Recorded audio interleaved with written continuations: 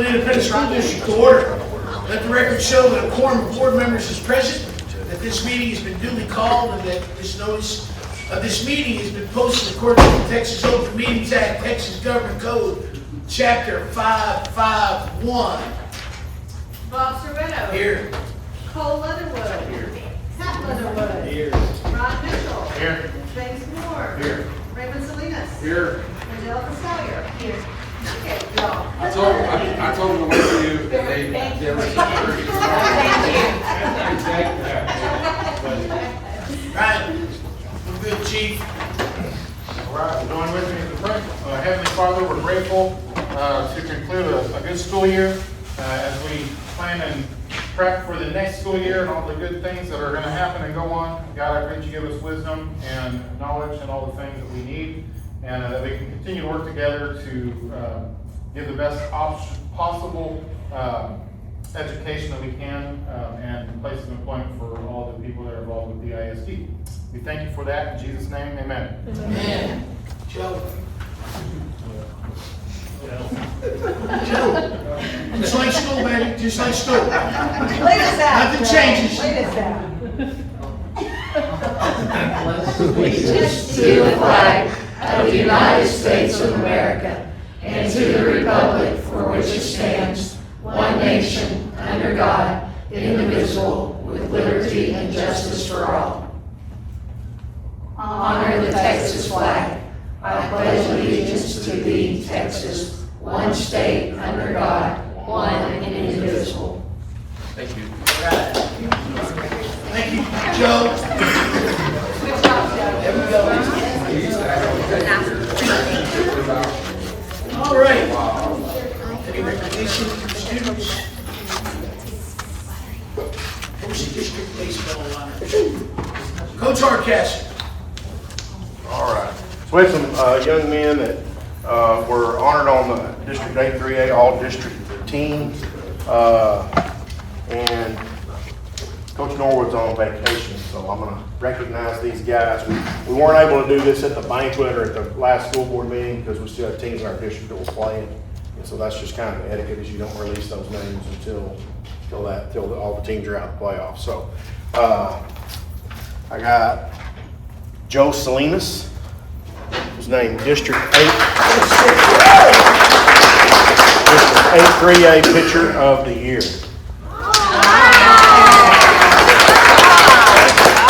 We had three that were recognized as first team all district. Ivan Phelps as a pitcher. Tyler Gayton as an outfielder. Aaron Rodriguez as a utility player.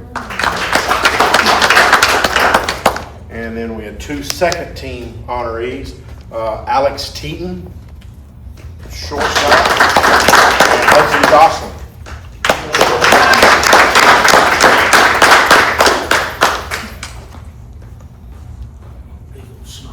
And then we had three honorable mentions.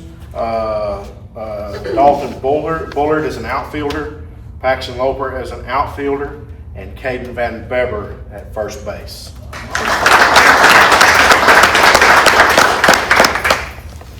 You'll feel special? Only picture tonight.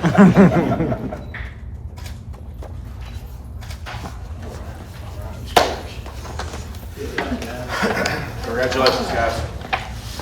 And did I hear y'all say y'all played a game already and y'all have another game to play after? Yes. Good. Staying out there in the sun. Thank you all for fitting us in. We appreciate it.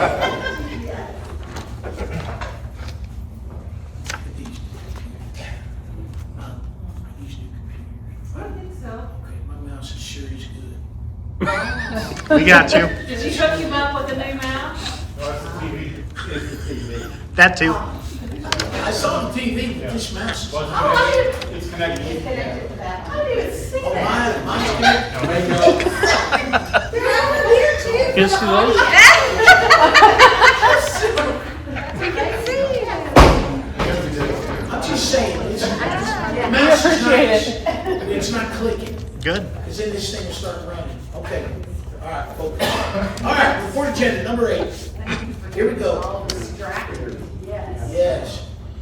Sir? I'm hurrying. Thank you. You all have your monthly financial report. If you have any questions, we'd be glad to answer those. Board training opportunities. I think y'all just got back, and there was a good group of y'all who attended SLI in Fort Worth. I think we were highly missed, ones of us who couldn't make it, but they looked like they stayed very busy, and you know. We tried to say bring them some food, but it wasn't good. Yes. Pat learned some AI. I appreciate that. You got it. Yes. And then there are some upcoming training opportunities, in October. The Tex EdCon is coming up, and then isn't our training in Strawn that will count as team of 8? Is that usually in October? That's fall-ish, and you still have not sent me anything on that. I'll make a note to just check in, on that, but yeah, they have not sent anything Okay. yet. And we have preliminary STAR results, because they're, and I've held off giving y'all the numbers that we've been given because things have changed. We've submitted some of our essays to be rescored, and so hopefully we'll see a little bit of increase with that as well. And that's kind of been a trend across the state. They're having to rescore quite a few of the essays because AI grades them initially. But I was very, very proud of our district. In 18 of the tests, because we don't have science results yet, they're projected to come out July 31st. But in 18 of the test results that we do have right now, you have the way our district performed compared to the state average and the Region 11 average, the schools in Region 11, the service center that we belong to, and we outperformed the state and the region in all 18 of the tests. So.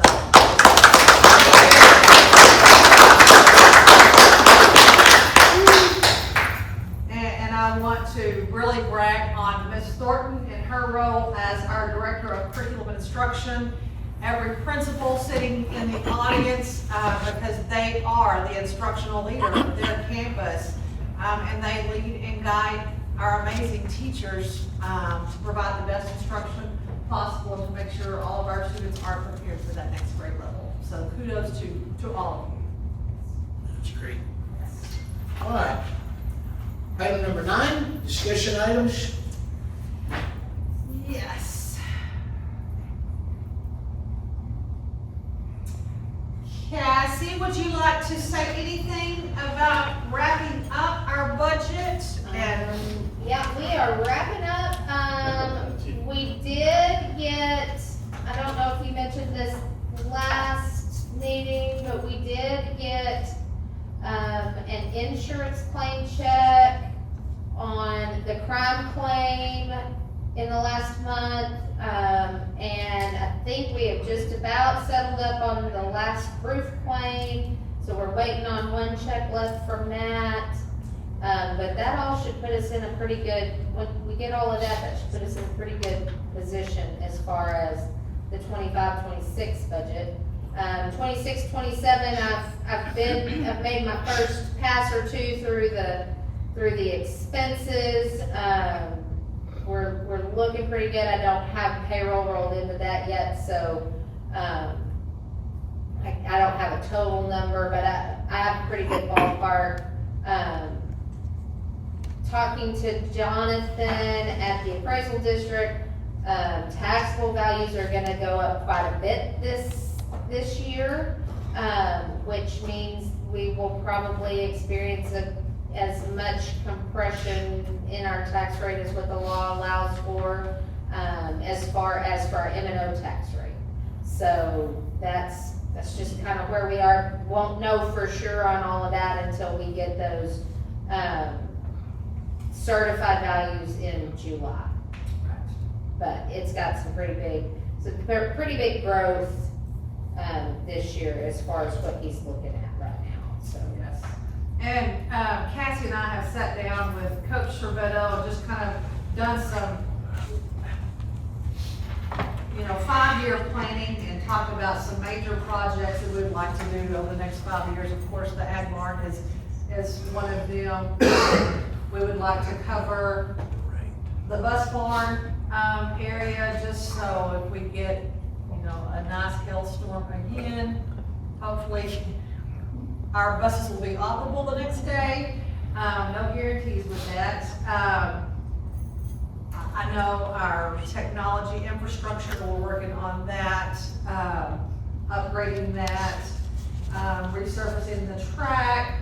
That will have to be done at some point. There's some larger projects that we're trying to budget in, and, because you can't do everything all at once, unfortunately.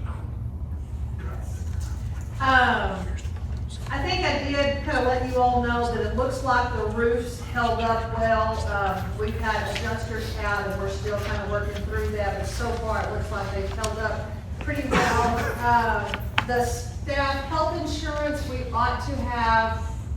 Any day now, we should have, some rates on that. I did have a conversation with Frank, not last week, but the week before.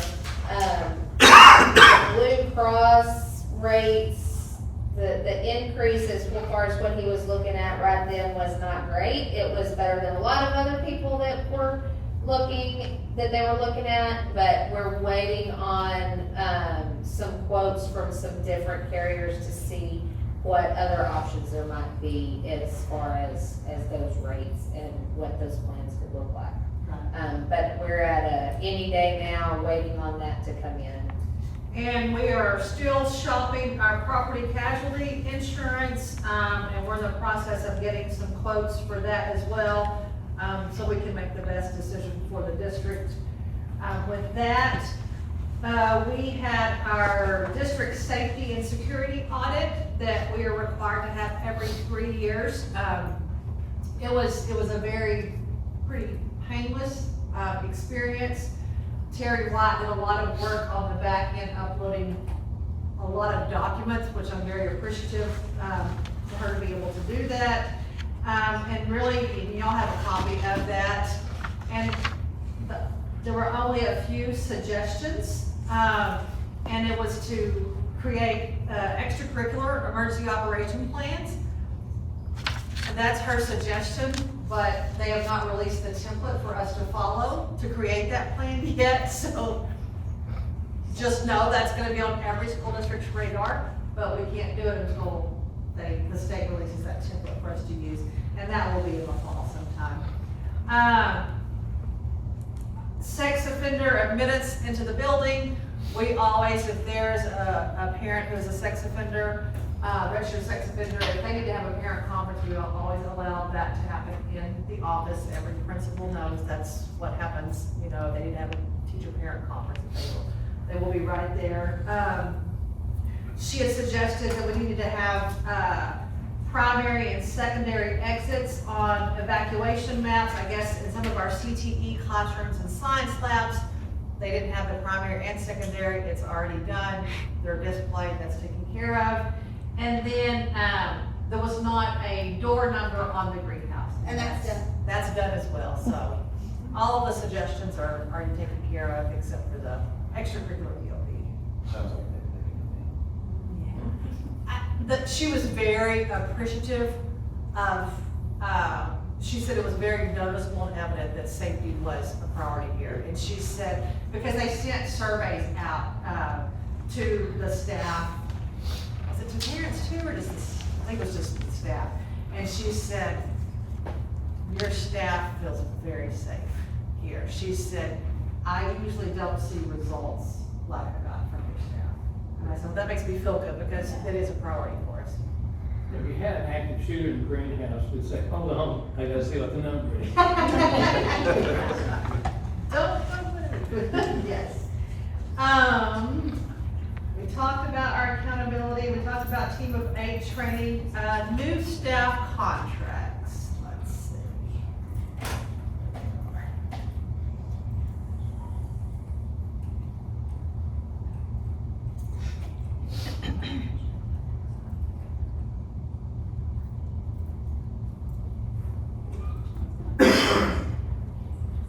It's in there, isn't Click on it it? and go up. There it is, there it is. Yes, yes. So it looks like since our last meeting, we have hired Amanda Christman. She is going to be an art facilitator for our special ed department. And she will be also going to school and completing her degree to become a diagnostician. We have Mr. Nashawn Colley. He has been a substitute teacher, mainly at the secondary campus. He and his wife have both joined our team, Felicia, as well. And Mr. Colley will be teaching seventh grade, is that right? Yes, ma'am. Math for us at the junior high, and his wife Felicia will be teaching kindergarten. And if y'all have not met the Colleys, they are just precious. They are so professional, so positive, just so sincere and genuine, and you will just fall in love with them. We also hired Stephanie Davis, and she will be an 8th grade math teacher. And Brandon Hott is coming from Legalville. I haven't spoken to the Legalville superintendent, but I hope she's still my friend after this, because we kind of stole him a little bit. Don't print that, please. It does go to both places. But he is going to be our head girls basketball coach and our girls athletic coordinator, and we're really excited about this opportunity to have him. I think he will bring a lot to our girls program. Next, we have Nicole Lindsay, and she is going to be teaching 3rd grade science, social studies. 3rd grade science and social studies. And Kimberly Moore, she's yours, Amanda? Nope. Kimberly Moore, what is she teaching? She's one of your ELARs. Intermediate. Oh, I'm sorry, I thought that was last board meeting. Yeah, she'll be in 5th grade, just 28 years of experience. Did we not? Glad you got me. I was like, no, that was last board meeting we hired that. It seems like social, yes, 28 years of experience, and she's CALC certified for dyslexia as well. Great hire, great hire for 5th grade reading. Yes. And then Reese Reynolds will be a kindergarten teacher at the elementary. And we have Perla Rico. She is going to be coaching and teaching Junior and senior English. junior and senior English, so we're excited to have her. And then last is Jennifer Stewart, and she is teaching, She's divided between intermediate and elementary resource. oh, resource. Yes, ma'am. Yes. I didn't remember that one. I know that. Yes. I haven't hired her. Yes, so we are doing great, and I feel like we've hired some quality applicants. And as of right now, Ms. Carr still needs an elementary music teacher. If any of you are musically inclined and you're just jonesing to be an elementary music teacher, I think that would be the scariest thing in the world for me. And then,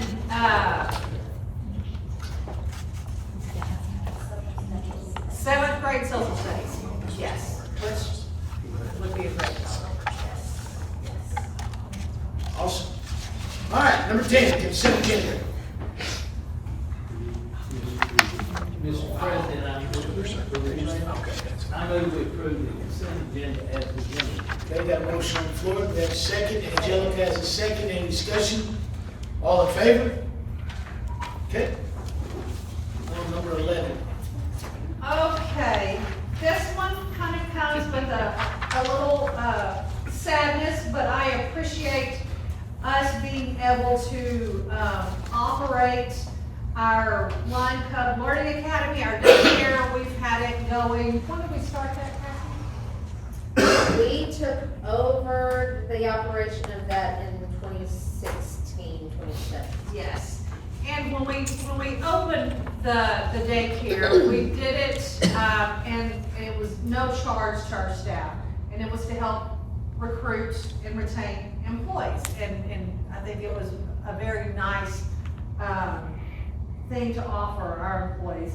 And then it got so costly that we had to start making them pay, and then we had to start making them pay a little bit more, a little bit more. It's still at probably a discounted rate of what daycare normally goes for. But it is just, it's a big financial commitment from the district. And it is, we've been fortunate enough over the last few years to receive some COVID funds that have offset the expense that the district had to kick in. But it's gonna cost the district around $100,000 or so to keep it going. And as of right now, we have like We had 5 or 6 district employee kids. district employee kids that go. And there were 14 kids in the community. And Calendar that's- change was gonna be difficult for the community kids also. So our enrollment was looking at dropping even more than that. Right, right. So it is my recommendation that, you know, I hate to do it, but I feel like it's probably time to say, you know, I think we would be better off with that money going somewhere else instead of just a few kids. I am not opposed, I don't have plans for the building right now. You know, we did talk that if we did close it, you know, that we would probably see if the elementary could use any of the furniture, you know, things like that for classrooms, because there's some good stuff over there.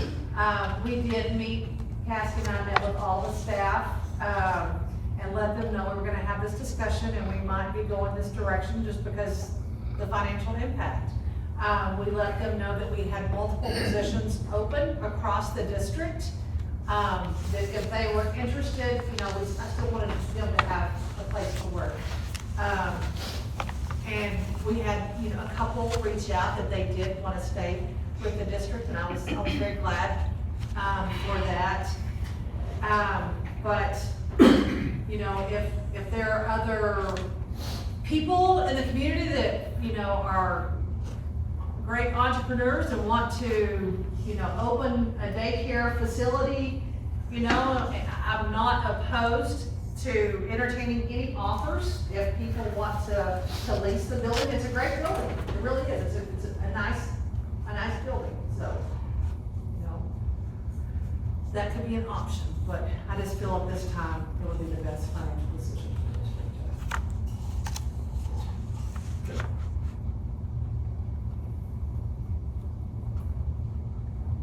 How many employees were there? 8 or 9.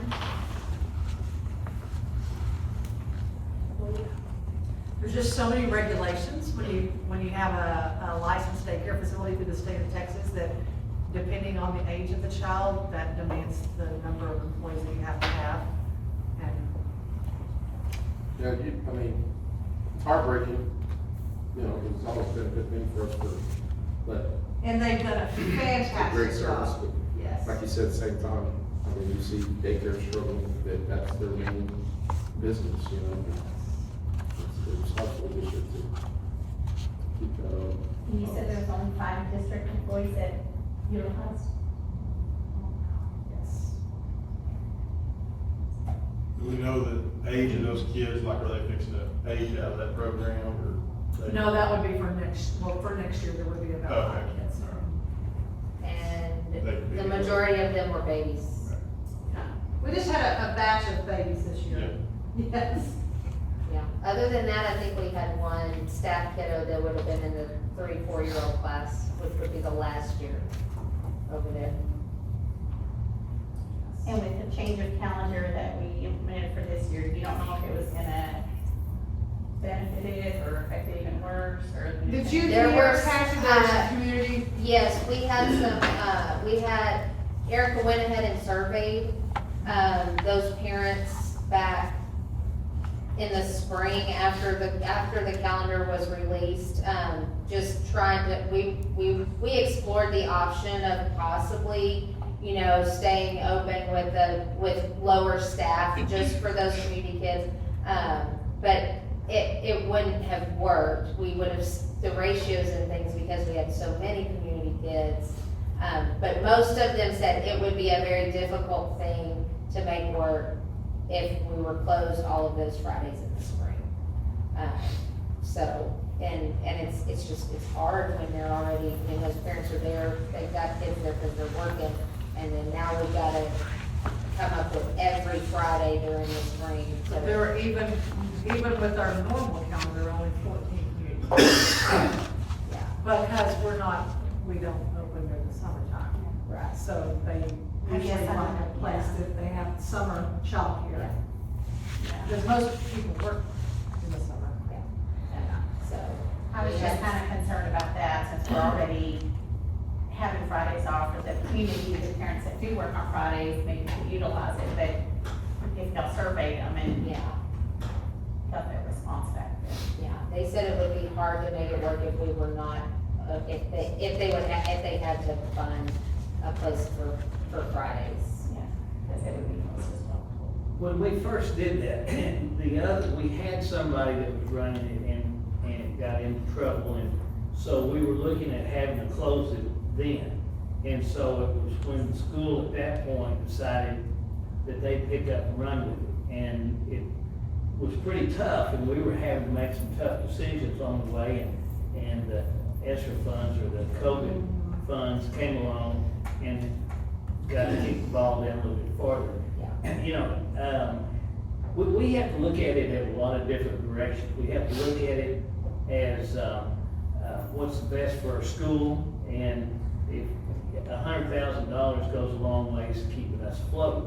And at the same time, we have to look at our children and our community. So it's a really tough deal, and I hope that if we close the facility, that somebody would look at the opportunity to pick it up, run with it, and make it work. It's tough, and you know how all the regulations that's happened with school, they've had their share of regulations too, and they're constantly getting checked to make sure everything is in order. But I think at this point, I do this with a heavy heart, and I regret having to do it, but I move that we stop the thing. That was just 14 kids though, that like community kids, and other teachers kids, that's different. I'm not trying to say it's a different thing, but how many of those were in-district kids, you know, because we had transfer students, and so like. Do you know, Cassie, I haven't seen the list. I know. Cassie's more familiar with those kids on that list. If that helps make a decision, because we need to serve, you know, Sure. our district. I know at least 2 of those kids, would not be district kids. 2 of the 14, I'm not sure about some of the others, but I would say the majority of those 14 would be district kids, but I'm not positive on that. I just didn't know if that was gonna force, you know, they're gonna have to go to a 5-day week somewhere. And that forcing them out of our district as a transfer out, so. Well, but that's just in the daycare. And that's what I understand, but if you get them traveling somewhere else, Yeah. for a 5-day week, we've lost those kids. They're not gonna come back to them. You know, they're gonna get in the habit of going to Stephenville or Lincolnville or somewhere that's, I don't know, they've got 4 days a week, they've got, but it's just, it's gonna be a one-way street, I think. You know, they'll get in the habit, they'll get their friends, and they won't come back to them. But, you know. There's gonna be a lot of balance, I think, that you're gonna see, you know, we're hoping that with the 4 days of lasting next year, that it'll bring some things, people in, and then we might not, but that's one of those things, we're just gonna have to balance and hope it works. And then whatever happens, we have to react to the consequences. So, it is. Every decision could be easy. And this one definitely, I think it's not, but it's And not, because I feel like our community, not only our district, but our community has a need for it, but at the same time, like you said, those funds that we were provided for the assistance are running out, and we just can't work that in with everything else. I And get that. Erica Grimm, the director, she has done an excellent job, you know, applying for the COVID funds, applying for grant funds, and everything she possibly could do. She's done a great job, trying to find, you know, the financial assistance to offset some of the costs. And her staff, they have done a fantastic job, and I've heard from mom after mom after mom how much love they have provided their children.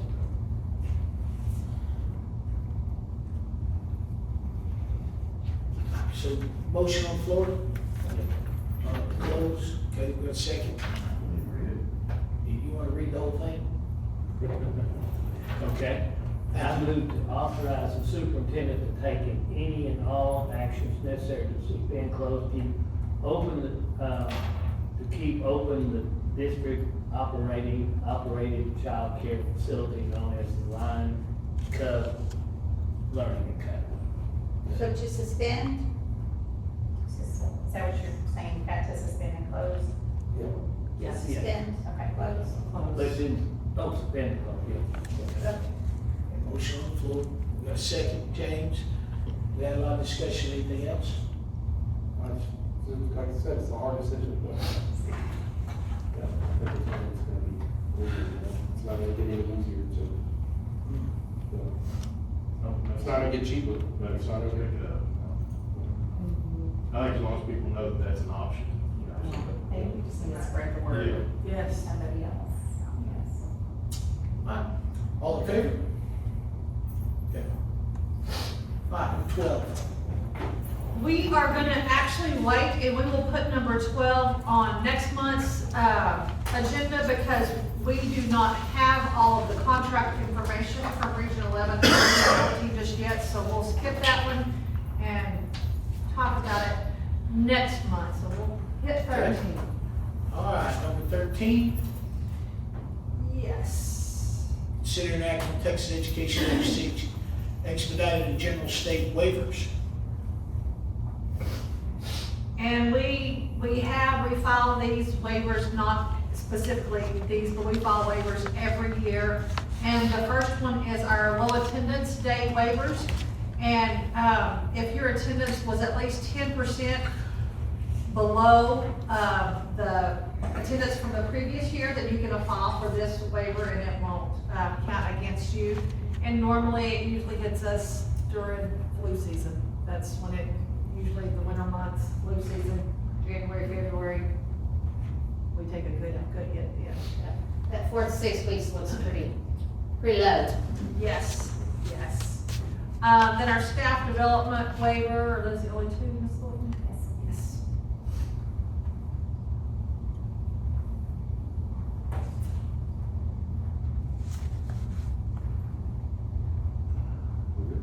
Okay, anybody got a motion?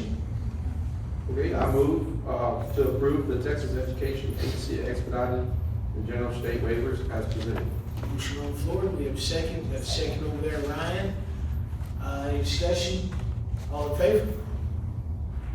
All right, number 14, public hearing. We just have to let you know, that we are applying for the ESSA grant again. And it is,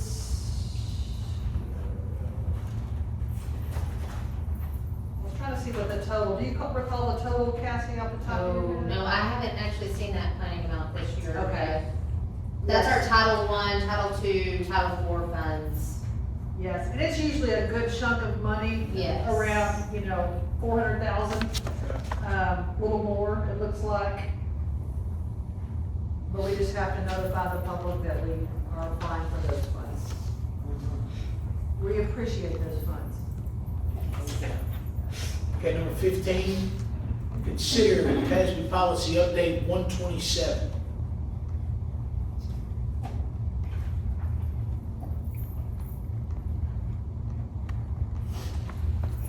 Pretty sure, Cole, you read this completely right? Well, you continue to Are we program good? this Good here? And Cole, they have policy updates all throughout the year, and it'll show you what the old policy was, what they checked, it could just be a couple of words, it could be a whole paragraph, it's lovely reading. This was a small one. And this was. As you got your A&M, they do come with Cliff Notes. Just gotta pass that on. Cliff Notes are what passes you to now. Yeah. Sorry. Okay. Mr. President, I move that the board approve the TASB policy update 127 as presented. Motion on the floor, you second? Got a second by Cole. Any discussion? All in favor? All right. All right. Number 16, closed session. In accordance with, sure. In accordance with the following, section 5.074, Texas Government Code Personnel Matters. Ms. Summers? Yes, I would like to, oh, Wendy is not. There you are. She's here for Oh, the- my goodness, she left. No, she's That's right. I would like to make a very exciting announcement. I am so thrilled and excited to let you all know that we have decided to promote Ms. Thornton to our assistant superintendent for this coming school year, and she has earned this position. I told Ms. Thornton, I said, you know me. You know I don't just do these things if it's not earned, and she has earned every bit of this title. I look forward to having her serve in this role, and we are a fantastic team, and I look forward to spending so much more time with her, doing great things for this district. Mr. President, Yes, sir. I move to approve the recommendation of the superintendent as a result of the closed session as presented. Got a motion on the floor, got a second. Angelica? I looked at Ryan. Any discussion? All in favor? I just had to do this kind of like a look.